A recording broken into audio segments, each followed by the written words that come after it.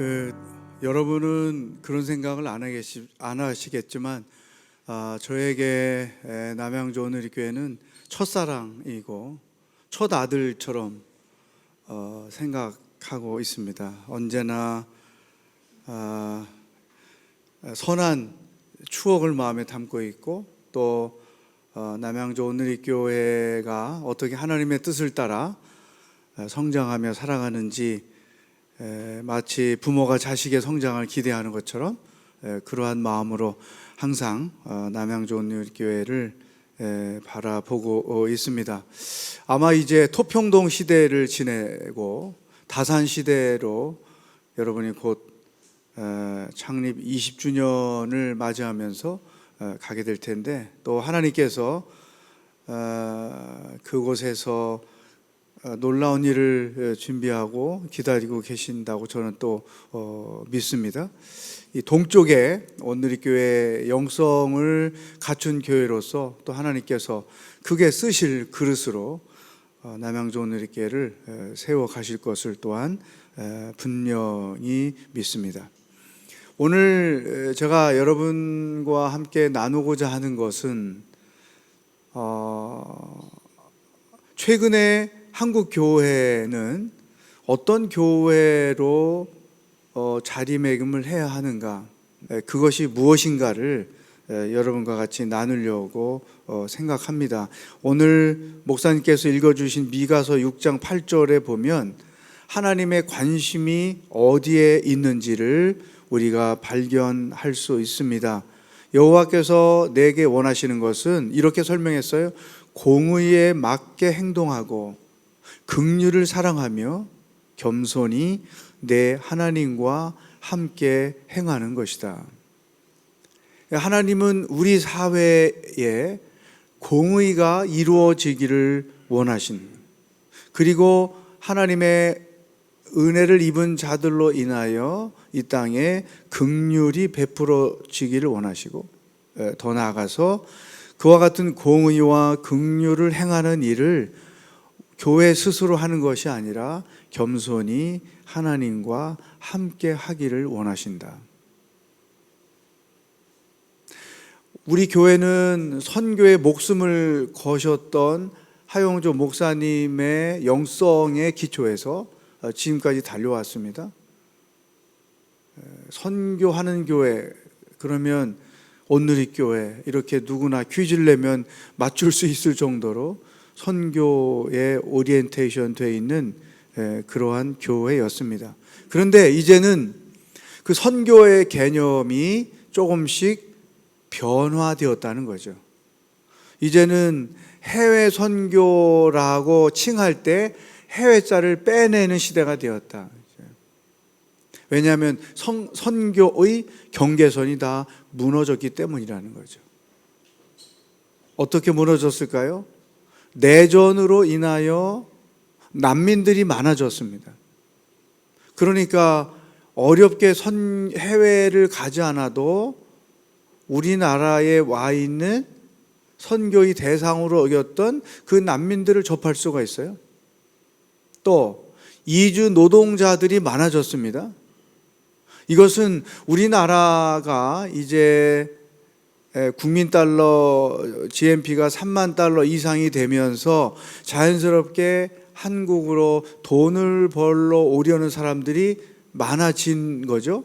그 사회의 발전이 선교의 국경을 허무는 데 큰 역할을 했다는 거죠.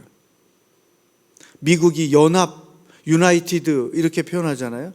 다민족이 와 있는 것처럼, 제가 남양주에서 사역을 마치고 호주 시드니로 가서 사역을 할 때 호주 사회가 그 당시 전체 인구가 2200만이었지만 이민원 이주민자들이 한 500만 명이 되는 나라였어요. 그러니까 퍼센테이지로 따지면 얼마나 높습니까? 그 중에도 중국 사람만도 200만 명이 되는, 거의 10분의 1이 중국인이었었던 거죠. 그래서 그 사회가 이러한 이주 노동자들에 의하여 새로운 정책으로 세워져 가고, 호주 교회가 몰락하고 있을 때 이주 노동자들이 와서 교회를 세우므로 각 나라의 교회들이 시드니 사회에 곳곳에 세워지는 그런 모습을 보았죠. 그런데 제가 이제 한국으로 돌아오니까 우리나라도 그러한 나라가 되고 있다는 거예요. 그래서 이런 이주 노동자들에 의해서 선교가 우리 안으로 들어왔다. 또 한 가지는 다문화 과정이 늘어나는 것입니다. 이것도 역시 선진국형 새로운 문화인 거죠. 동남아시아의 열악한 환경에서 살고 있는 자녀들이 조금 더 잘 사는 나라의 남자들을 만나서 결혼을 해서 가정을 꾸리게 되고, 그러다 보니까 곳곳에 다문화 과정, 다문화 소사이어티가 생겨나게 되는 거죠. 그러니까 다문화의 가정이나 이주 노동자들이나 난민들이 전부가 다 선교의 대상이었고, 그들을 만나려면 그들이 살고 있던 나라로 갔어야 하는데, 물론 그런 나라들로 계속 가기는 하지만 놀랍게도 그들이 한국 사회에 들어와 있다는 거죠. 그래서 이제는 해외라는 용어를 빼고 그냥 선교라고 써야 된다. 팀 창립 30주년, 40주년 때인가요? 세미나를 할 때 어느 선교사님이 그러한 발표하는 것에 제가 굉장히 공감을 했습니다. 온 세계가 선교지가 되었다. 아니, 우리가 살고 있는 삶의 현장이 선교지가 되었다. 남양주 오늘리교회가 처음 시작될 때에도 가장 먼저 했던 사역이 두 가지가 있었는데, 이 구리 시내에 살고 있는 독거노인들을 섬기는 일이었습니다. 그분들을 찾아가서 도배도 해드리고 집수리도 해드리고 그런 일을 했고, 또 한 가지 우리 임장로님을 중심으로 해서 다 명칭도 다 잊어버렸네. 저쪽 무슨 가구 마석 노동자들이 많이 와 있을 때 당시에 우리 임집사님이 중심이 돼서 그들을 위한 사역을 시작했죠. 그러니까 선교의 대상자들이 남양주 오늘리교회의 관내 안에 와 있는 그런 현상인 거죠. 그래서 이제는 선교의 지경이 국내로 넓혀져 있기 때문에, 그렇다면 그러한 시대적 상황이 바뀌어지면서 교회는 어떤 새로운 철학을 가지고 나가야 될 것인가, 그러한 도전을 계속해서 우리가 받게 된 거죠. 그 이름을 이제 사회선교라고 칭한 것입니다. 왜냐하면 과거에는 구제극률이라는 이름으로 많은 일들을 했지만, 이제는 구제극률의 차원을 넘어선 다양한 사회적 문제들이 발생하면서 그 모든 문제들을 품을 수 있는 새로운 용어가 필요하다. 그것이 바로 이재훈 목사님께서 두 번째 오늘리교회 영적 리더가 되면서 10년 전에 사회선교라는 용어를 쓴 것입니다. 그래서 오늘리교회는 해외 선교와 사회 선교, 이 두 가지 그릇으로 선교의 쓰임을 받고 있는 것이죠. 그러나 과거에는 해외 선교는 외국인, 국내는 한국인, 이런 인식을 가졌지만, 해외 선교든 사회 선교든 이 선교의 그릇 안에는 내국인뿐 아니라 외국에서 온 많은 사람들이 다 포함되어 있다는 것을 전제로 하는 것이죠. 그래서 이제는 교회가 어느 곳에 있든지 하나님이 관심을 갖고 계신 그 공의, 긍휼에 대하여 더 큰 관심을 가질 필요가 있다. 사회선교 내부에서는 언젠가 그런 때가 오리라는 확신을 가지고 종종 기도와 또한 대화를 나누기도 합니다. 현재 사회선교 총 예산은 해외선교 예산의 10분의 1밖에 안 됩니다. 그렇다면 이제 시대가 변하면서 사회 선교의 예산이 점점점 해외 선교와 수준을 맞춰가야 되지 않는가. 그리고 해외 선교사라는 용어처럼 사회 선교사라는 새로운 사역자 그룹이 만들어져서 이 땅에서 살고 있는 많은 공의와 긍휼이 필요한 사람들을 위한 전문 사역을 해야 된다라고 하는 미래를 바라다 보면서 함께 고민을 하고 있습니다.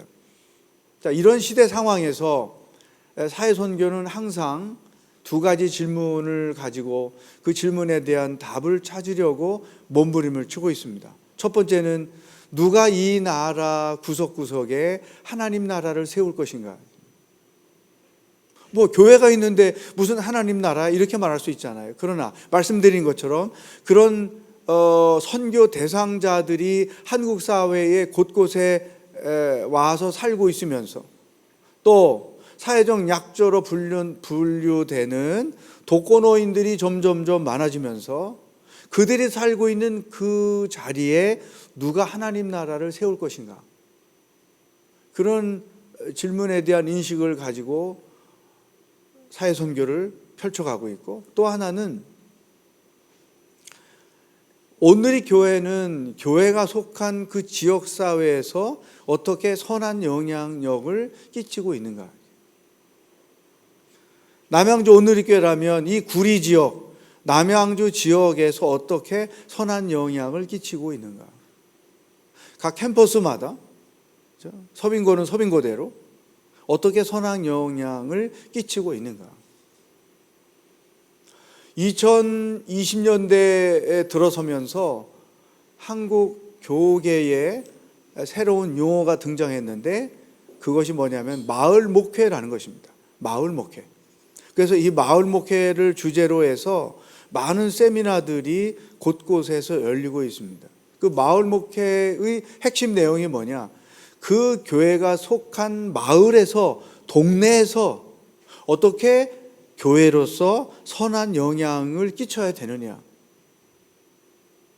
그 교회 건물이 방과 후 교실이 되기도 하고 마을 노인들의 모임 장소가 되기도 하고 쉼터가 되기도 하고, 어쨌든 이런 일에 관심을 가진 많은 교회의 목회자들이 모여서 이제는 이 교회가 교회 밖의 사회와 담을 쌓고 오시오라는 식이 아니고 담을 허물어서 교회가 곧 그들의 생활 터전이 되고 생활 터전이 곧 교회가 되게 하는 일에 앞으로 나가야 한다. 이런 인식을 가지고 있는 거죠. 과연 우리 교회는, 남양주 오늘의 교회는 이 구리 지역, 남양주 지역에서 어떻게 선한 영향을 끼치고 있는가? 이게 아주 중요한 이 시대 교회를 향한 질문인 거예요. 그리고 그것에 대한 답을 찾아가는 것이 사회선교가 하는 중요한 일이다. 예를 들어 서빙고 그러면 부자 동네, 동부이촌동, 그 동네에서 과연 구제할 사람이 누가 있나? 도움을 필요로 하는 사람이 누가 있나? 이것에 대하여 의문을 많이 갖죠. 그런데 서빙고 오늘의 교회가 속한 지역이 용산구입니다. 그러면 용산구를 가만히 보면 서빙고동, 보광동, 청파동, 이태원동 이쪽에 독거노인이 2,000명에서 3,000명이 살고 있어요. 그 서빙고 가다 보면, 기차 타고 가다 보면 오른쪽에 언덕 위에 집들이 있잖아요. 여기 2,000~3,000명의 독거노인들이 정말 비참한 상황에서 살고 있어요. 그러니까 오늘 교회가 위치하고 있는 동부이천동의 한 블록 건너가면 그런 세상이 있는 거죠. 또 남대문, 이게 용산구 관내인데 거기에 2,000여 명의 쪽반총 사람들이 거기서 살고 있는 거죠. 그리고 이태원을 중심으로 해서 이주민 노동자들이 계속 들어오고 있는 거죠. 미군인들이 나가면서 오히려 그 자리를 이주 노동자들이 찾고 있는 거죠. 그러니까 처음에는 동부이촌동이기 때문에 필요한 도움을 필요로 하는 사람이 없다고 하다가 눈을 돌려보기 시작하니까 선한 영향을 끼칠 수밖에 없는 주변 사람들이 굉장히 많은 것을 알게 되는 거죠. 그래서 우리 남양주오누리교회가 토평동에 있든 다산동으로 가든 중요한 관심은 우리가 속한 이 교회를 중심으로 어떤 선한 영향을 끼칠 것인가, 이것에 대한 관심을 갖는 게 굉장히 중요해요. 왜냐하면 그것이 하나님의 관심이기 때문에. 공의, 긍휼, 겸손에 하나님과 함께 행함. 여기서 말하는 공의라는 것은 1차적으로는 불의의 대용어로서 사용을 하지만 그 다음에 더 2차적인 의미는 불공평한 부의 분배, 인간답게 살지 못하는 사회적 약자들에게 어떻게 우리가 가지고 있는 것을 나누어서 그들도 인간답게 살 수 있도록 도와줘야 되느냐, 이게 공의의 뜻인 것입니다. 그러니까 우리 교회 부흥하고 나 잘 살고 하는 것에 멈춰서는 안 되고 하나님이 주신 이것들을 어떻게 필요로 한 자들에게 나눠 줘야 되는가, 그래서 어떻게 하나님의 공의를 실현해 가야 되는가, 교회가 이 시대에 그것에 대하여 관심을 가져야 하는 거죠. 왜냐하면 우리 나라가, 우리 마을이 이렇게 어려움을 당할 때 교회는 무슨 일을 했느냐, 그런 질문을 받을 때가 온다는 거예요. 그 교회 교인들이 많다는데 우리 동네를 위해 토평동에 뭔 일을 한 거야? 우리는 단순히 구원받을 대상자로만 교회 밖의 사람들을 생각하고 있는데, 교회 밖의 사람들은 저 교회가 도대체 자기들만을 위한 모임이야, 이 동네를 위하여 뭔가를 하는 모임이야. 교회에 대한 생각이 시대가 바뀌면서 많이 달라졌다는 거죠. 이걸 우리는 좋은 말로 선한 영향력이라고 하는 거죠. 그래서 이러한 시대적 필요를 인식하고 알기 때문에 온누리교회에서는 새로운 시대의 교회는 다음과 같은 세 가지를 가져야 된다. 그 새로운 목회 철학을 제시하고 있는 거죠. 그 첫 번째가 뭐냐? 교회는 이제 성육신적 교회가 되어야 한다. 과거에는 도움을 받으려면 교회로 오시오, 다 교회를 와야 도와줬어요. 이제는 우리가 그들이 있는 곳으로 가는 거예요. 마치 하나님이 인간이 되셔서 우리에게 내려오신 것처럼 그것이 어느 기관이든지 어느 사람이든지 교회 안 와도 좋다, 우리가 당신에게 가겠다. 예수님의 심장을 가지고 하나님의 사랑을 가지고 그들에게 찾아가는 거예요. 이게 성육신적 교회의 모습인 거죠. 이것을 가능케 하는 것이 바로 사회 선교라는 거죠. 더 놀라운 것은 우리 교회가 그들을 찾아감으로 그들과 함께 있는 곳이 곧 교회가 되게 하는 거예요. 이것을 가장 잘 적용하는 것이 바로 일다락방 일사역입니다. 그 교회, 그 공동체가 속한 그 지역에서 개인이나 단체나 어느 가정이나 하나님의 공의와 긍휼을 나누어질 대상을 선정하고 그들을 정기적으로 찾아서 만나주고 격려해주고 위로해주고, 그래서 그곳이 자연스럽게 교회가 되게 하는 거죠. 그러니까 온누리교회는 서빙고에 하나 오리지널로 있지만 온누리교회에 속한 모든 캠퍼스 교회를 포함해서 공동체 다락방들이 그런 현장을 갖게 되므로 온누리교회가 300개, 400개, 500개가 되는 거죠. 이 굉장히 중요한 개념입니다. 그래서 금년부터는 특별히 이 로잔 대회를 맞이하면서 일다락방 일사역을 강화해야 한다는 성령의 강력한 도전이 있었기 때문에 지난번 세미나를 열면서 계속 이제 체크업을 해가고 있는 거죠. 우리 공동체 다락방은 어디를 섬기고 있는가? 성육신적 교회의 모습을 가져야 된다는 거죠. 그 서빙고에 이웃사랑 팀이 있는데, 그 보광동, 청파동, 서빙고동, 동빙고동에 60여 가정의 독거노인들을 섬깁니다.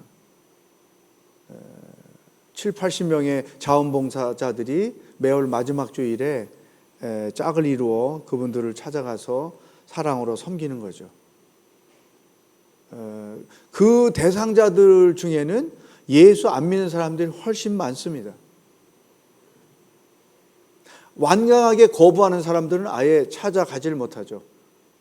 싫어하니까. 그 이제 주민센터로부터 저희가 추천을 받아서, 근데 조건이 뭐냐? 절대 예수 얘기하면 안 된다. 알겠다. 그러고서 이제 찾아가서 대화도 나누고 또 먹을 것도 해드리고, 뭐 작년, 재작년부터는 어르신 식사합시다 해서 상반기 한 번, 하반기 한 번, 5월과 10월 달에 음식을 준비해 가든 그 어르신이 먹고 싶어하는 음식 식당을 예약해서 모시고 가서 먹고, 이런 이제 프로젝트를 진행하고 있는데, 그러니까 그들이 계신 곳으로 사랑하는 우리 팀원들이 찾아가서 때로는 예배도 드리고 기도도 해드리고, 또 그들이 1년 2년 가만히 바라보다가 우리 자식도 1년에 한 번 오지도 않는데 나하고 아무 상관없는 저들이 1년에 12번, 또 어버이날이라고 추석이라고 뭐 14번, 15번씩 자기를 찾아오는 것에 진심을 느끼고 사랑을 느껴서, 저들이 믿는 하나님이라면 진짜 하나님이다. 나도 죽기 전에 예수 믿고 죽고 싶다. 그래서 제가 하는 일은 그런 분들을 찾아가서 세례를 베풀어 주는 거죠. 근데 저는 방에 들어가서, 조그마한 방이죠 다. 아니 그냥 살다가 지옥 가시지 뭘 갑자기 예수 믿고 천국을 가고 싶다고 그러시냐고 제가 이제 농담으로 막 얘기하거든요. 그래 허물 없이 막 이제 얘기하니까, 그러면은 다 그거예요. 말씀드린 것처럼 나 같은 사람 다 외면하는데, 가족도 다 외면하고 자식도 외면하는데, 이렇게 나를 매일 찾아오는 이 아들, 딸 같은 이런 사람들이 보여주는 하나님의 사랑, 나도 그걸 믿고 싶다. 어떤 분은 불경을 늘 필사하던 분이 갑자기 그거 없애버리고 나 예수 믿고 싶다. 놀라운 일들이, 곧 그것이 교회가 되는 일들이 일어나고 있는 거죠. 그래서 이 교회, 새 시대의 교회는 성육신적 교회가 되어야 한다. 찾아가는 거죠. 그것이 교회가 되게 하는 역할이고, 두 번째는, 여러분 오늘 세 가지인데 이거 시험에 납니다. 잘 기억할 필요가 있어요. 새로운 시대의 교회이죠. 두 번째는 사회 참여적 교회가 되어야 한다. 사회 참여적 교회. 뭐냐면 과거에는 교회 일과 사회 일은 별개의 문제였어요. 그러나 이제는 교회가 담을 허물어서 사회에서 일어나는 일들을 품고 그 기관과 연합하여 그 문제를 해결하든지, 아니면 그 기관으로부터 허락을 받아서 별개로 교회 중심으로 사역을 하든지. 그래서 사회의 문제를 교회도 떠안고 함께 고민하며 그 문제에 대한 해답을 제시하든지 아니면 협력하든지, 이게 새로운 시대 교회의 모습이 되어야 하는 거죠. 탈북자들이 코로나 전까지 얼마나 많이 내려왔어요? 다문화 가정이 많이 생겼죠? 그런데 정부는 제도적으로 그들에게 필요한 어떤 경제적인 보탬을 요만큼 주지만, 정말로 그들이 필요한 정신적인 문제, 영적인 문제는 전혀 해결을 못하는 거죠. 교회가 해야 될 일인 거예요. 그러다 보니까 교회는 사회에서 발생하는 다양한 문제들을 단순히 사회 일로 인식하지 않고 교회 일로 인식해서 그 문제를 품고 기도하며 그 문제를 어떻게 해결할 것인가 함께 고민하며 대안을 제시하는 일을 하는 거죠. 그래서 저는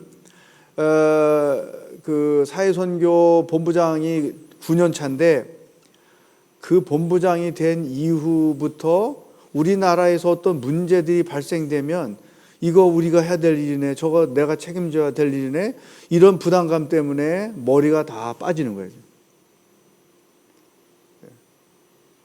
농담을 했는데 환경 문제, 우리나라 정말 여러분, 제가 호주에서 살다가 한국에 처음 왔더니 어떤 분이, 그분도 외국에서 살다 온 분이 저한테, 목사님 제일 먼저 하실 일이 마스크 사는 거예요. 왜요? 살아보세요. 마스크 없이 못 살아요. 진짜 한 달 지나니까 이게 뭐야? 여기만 살면 이 공기가 얼마나 나쁜지 전혀 인식이 안 되는 거예요. 근데 와이셔츠 일주일 입어도 괜찮은 나라, 그렇죠? 세차가 필요 없는 나라, 거시거리가 막 60km, 70km가 되는 나라, 여기서 저것도 다 보이는 이런 노다지 하늘이 짙은 파란색인 그런 나라, 거기서 살다가 한국에 왔더니 제일 먼저 느껴지는 게 이 환경 문제인 거죠. 공기오염 문제. 그래서 나이 들어 다시 한국으로 돌아와서 살겠다고, 혹시나 어떻게 살까 하고 탐색하러 왔다가 공기 때문에 안 되겠다, 그냥 돌아가자, 이런 분들이 많은 거예요. 이 환경 문제에 대하여 교회는 어떻게 대처를 해야 되느냐. 쓰레기 줄이는 거, 바이바이 플라스틱, 여기는 없네요. 바이바이 어디 갔어요? 바이 했습니까? 플라스틱. 또 5월 첫째 주일, 5월 4일, 5일 날 이제는 코로나 때 못했던 대중교통 이용하는 주일, 이런 사회적인 문제를 교회가 같이 품고 참여를 하는 거죠. 미혼모 문제 있어요. 얼마나 많아집니까? 그런데 그 미혼모들이 사회적인 문제가 되는데도 경제적인 부분은 어느 정도 조금 국가가 도와주지만 그들의 그 미혼모가 됨으로 인하여 얻어지는 상처는 누가 해결해 주지 못하는 거죠. 그래서 이 맘앤맘스라는 팀을 만들어서 그들을 품고, 또 4월 20일 날 처음으로 400여 명의 미혼모들을 초대해서 맞춤 전도를 양재에서 합니다. 독거노인 문제, 또 보육원에서 나이가 돼서 퇴소해서 사회에 나온 아이들이 사회에 적응을 못하는 거죠. 많은 퍼센티지의 여자아이들은 몸 파는 대로 가게 되고, 남자아이들은 범죄자가 되고, 돌봐주는 이 없으니까 심각해지는 거예요. 그런 아이들을 위한 사역, 위기가정, 탈북자, 그러니까 이런 사회에서 발생하고 있는 그 이슈들을 교회도 관심을 가지고 함께 참여한다는 차원에서 이 시대의 교회는 사회 참여적 교회가 되어야 한다는 거죠. 이 사회 참여적 교회가 되게 하는 것은 사회 선교를 하는 거죠. 해외 선교를 제가 비난하거나 폄훼하는 건 아닙니다. 중요하고 해야 되죠. 그런데 해외 선교는 우리 동네 사람들은 모르는 일인 거예요. 우리 교인만 알지. 그렇잖아요. 선교사를 1000명 보냈다. 교회 밖의 사람들이 어떻게 알아요? 그들의 관심은 저 교회가 우리 사회에서 어떤 역할을 하느냐, 여기에 있는 거지.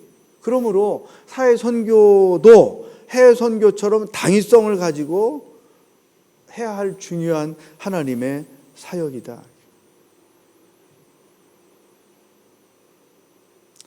한 달 전에 독거노인이 자기를 방문해주는 지체들에게 전화를 해서 급히 좀 와줄 수 없느냐. 그래서 금요일 날 오후에 일찍 퇴근을 하고 그 두 자매가 할아버지를 찾아갔어요. 갔더니 문도 한참 걸려서 열어주고, 할아버지 뭘 드셨냐니까 아무것도 못 들어. 그래서 그 자매들이 막 급하게 뭘 만들어서 먹여드리고, 할아버지 내일 모레 주일날 우리가 정기적으로 방문하는 날이니까 이틀 뒤에 다시 올게요. 편안히 계세요. 하고 인사하고 헤어졌어요.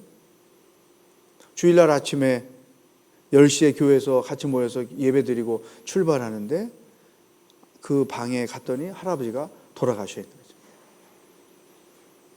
깜짝 놀라서 119 연락하고 경찰서에 연락해서 이제 처리를 해 가는데, 그러니까 그 할아버지가 죽기 전에 얼마나 외로웠으면 자기를 와서 만나달라고 부를 사람이 아무도 없었던 거죠. 손녀처럼 자기를 매달 찾아와 준 이 자매들을 불러서 마지막 대화를 나누고 하나님 나라의 부름을 받아간 거죠. 그 할아버지가 정말 복이 있었구나. 그 누구와도 대화도 없이 그냥, 만약에 또 우리가 안 찾아갔다면 죽은 지 일주일 될지 열흘 될지 모르는 일이잖아요. 이런 고독사, 독거노인들의 죽음, 이게 사회적인 문제죠. 그래서 우리가 그 문제에 끼어들어서 그분들과 이웃하는 거죠. 여러분, 어르신 밥 한 끼 먹읍시다. 그 프로젝트를 작년부터 저희가 실시를 했는데 그 프로젝트가 놀라운 열매를 맺고 있어요. 지체들이 요리를 해서 가져가거나 아니면 그 할아버지 할머니 집에 가서 요리하고 옆집 사는 할머니 할아버지 다 오래가지고 같이 잔치를 벌이고. 그렇죠? 더 대박은 내가 늘 먹고 싶은 음식이 있고 건강할 때 먹던 음식이 있는데 움직이지 못하니까 거기를 못 가. 그래서 차를 가지고 지체들이 할아버지를 간신히 태워가지고 그렇게 먹고 싶어 하던 그 식당에 가서 대접을 해드리고 모시고. 독거노인 문제가 점점점 사회적인 이슈로 대두가 되고 있지 않습니까? 이렇게 해서 사회 참여를 교회가 해야 된다는 거죠. 그러니까 교회만을 위한 교회로 존재하는 것은 더 이상 하나님도 원하지 않고 세상도 원하지 않는다. 교회만을 위한 교회는 창피한 교회가 된다는 거죠. 마을에서 어떻게 선한 영향을 끼치고 있느냐. 세 번째, 첫 번째 성육신적 교회, 세 번째 사회 참여적 교회고, 세 번째는 선교적 교회다. 한번 따라 합시다. 성육신적 교회, 사회 참여적 교회, 선교적 교회. 아멘. 이 선교적 교회라는 말은 결국 우리가 성육신적 사역을 하고 사회 참여적 사역을 하지만 사회 선교의 궁극적인 목적은 영혼을 구원하는 데 있다.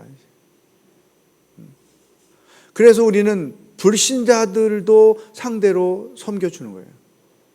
그들이 우리가 빛과 소금이 되므로 우리의 사랑의 섬김을 통해 하나님을 만나게 함으로 그들을 그리스도께로 인도하는 거죠.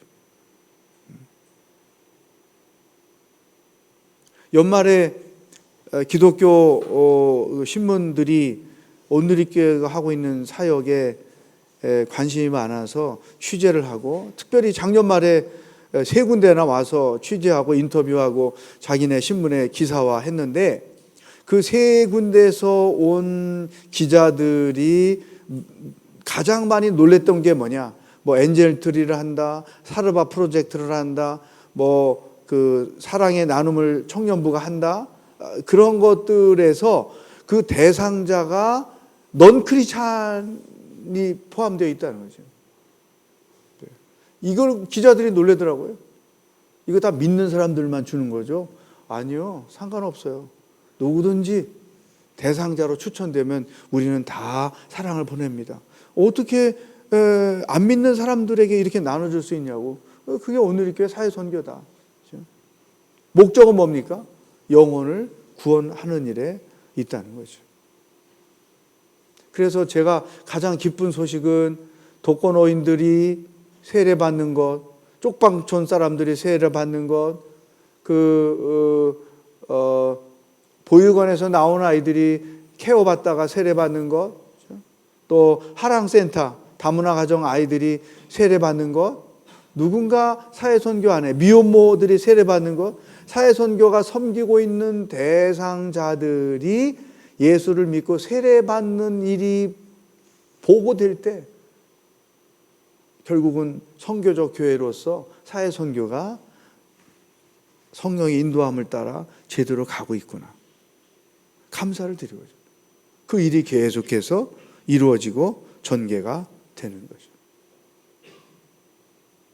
여러분, 이런 성육신적 교회, 사회 참여적 교회, 선교적 교회는 이 시대의 교회가 취해야 할 새로운 목회적인 모습이기도 하고, 동시에 이 사회가, 불신 사회가 교회를 향하여 기대하고 있는 모습이기도 한 거예요.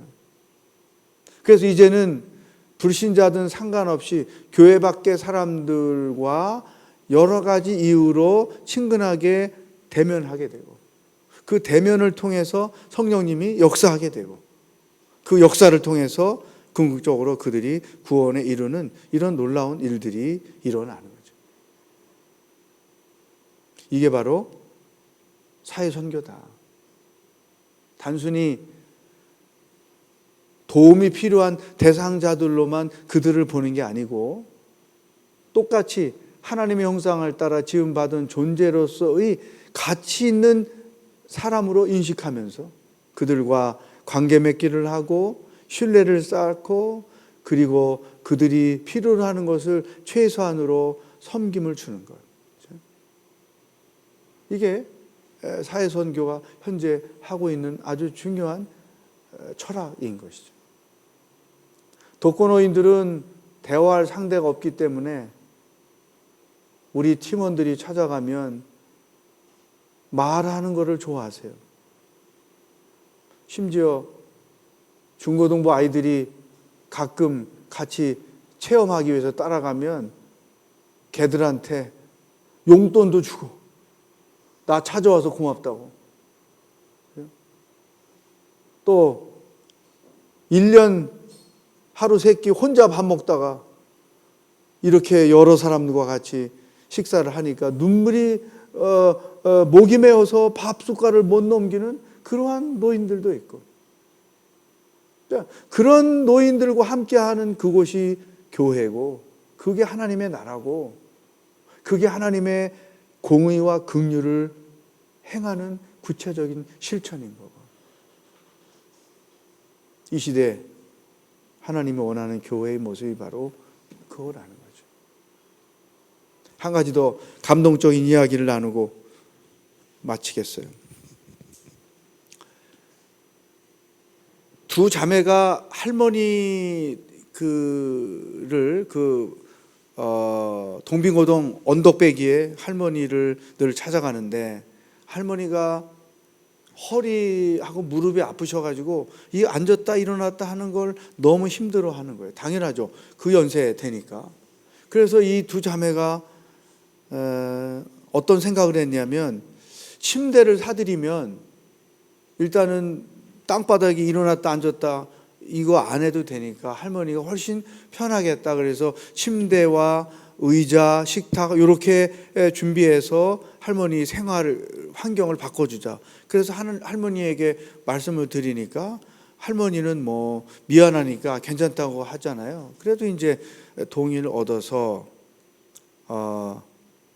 인터넷으로 주문을 해가지고 오더를 했더니, 높은 언덕에다가 차가 갈 수도 없는 골목길이라서 딜리버리를 할 수 없다. 딱 그렇게 답이 온 거죠. 그러니까 이제 이 두 자매가 고민하다가 청년 남자들에게 도움을 요청했어요. 그래서 그 딜리버리를 그 동네 맨 밑에 그 길까지 갖다 달라고, 거기서 기다려서 만나서 분해해서 하나씩 메고 할머니 방에 골목 이렇게 진짜 골목이 많아요. 가면 들어가가지고 조립을 해드리고 거기 할머니가 생활을 편하게 할 수 있도록 해드리고 온 거죠. 얼마나 제가 그 보고를 듣고 감동을 받았는지, 자, 며느리 얻으면 저런 며느리를 얻어야 되는구나, 제가 그런 생각을 할 정도로. 제 책을 가져다 사인해서 축복한다고 주고 기도해주고 그랬죠. 감동적인 스토리가 엄청 많습니다. 선한 울타리, 그러니까 보육원에서 나온 아이들이 자립할 수 있도록 공동생활 장소를 만드는데 건물이 없잖아요. 돈이 많이 들지요. 이걸 가지고 기도하는데 오늘의 교인 중에 한 분이 3층짜리 집을 2채를 부모님에게 유산으로 물려받았는데 한 채는 수리해서 자기가 살고 한 채는 수리해서 선한 울타리의 목적대로 사용해 주시면 좋겠다. 그래서 저희가 그거를 도네이션을 받아가지고 현재 거기서 아이들이 자립을 위한 생활을 하고 있는 거죠. 뭐 예를 들면 끝이 없습니다. 이러한 것은 다 우리가 속한 동네에 하나님 나라를 세워가기 위한 성령이 행하시는 놀라운 일이다. 이제는 세상이 필요로 하는 교회, 세상 사람들이 원하는 교회의 모습이 뭐냐? 그게 성육신적 교회, 사회 참여적 교회, 그리고 선교적 교회다. 이런 인식을 가지고 지난 10년 동안 사회 선교가 열심히 달려온 거죠. 저는 여러분에게 기대합니다. 남양주 온누리교회가 그동안에도 몇 가지 중요한 사역들을 잘 하고 있음을 제가 알고 있고 그것에 대하여 감사를 하고 있죠. 이제 다산시대로 가게 되면 하나님께서 또 그곳에서 어떤 일을 하시게 될지 놀라운 일들을 하시기 위하여 우리들보다 더 간절히 교회가 완공되기를 기다리고 계시지 않을까 그런 생각을 합니다. 현재 평택 온누리교회가 이주민들을 위한 사역을 정말 열심히 잘 해주고 있어서 너무 감사하죠. 남양주 온누리교회도 위치가 위치이니만큼 하나님께서 어떤 일을 하실지 성육신적 교회로서 사회 참여적 교회로서 어떻게 쓰임을 받아 갈지 저는 기대하면서 기다리고 있습니다. 이 시대에 하나님이 원하는 교회는 공의와 긍휼을 실천하는 교회다. 이런 인식을 가지고 기도하면서 앞으로 계속 하나님 나라를 이루어가는 일에 여러분들이 쓰임받기를 주의 이름으로 축복합니다.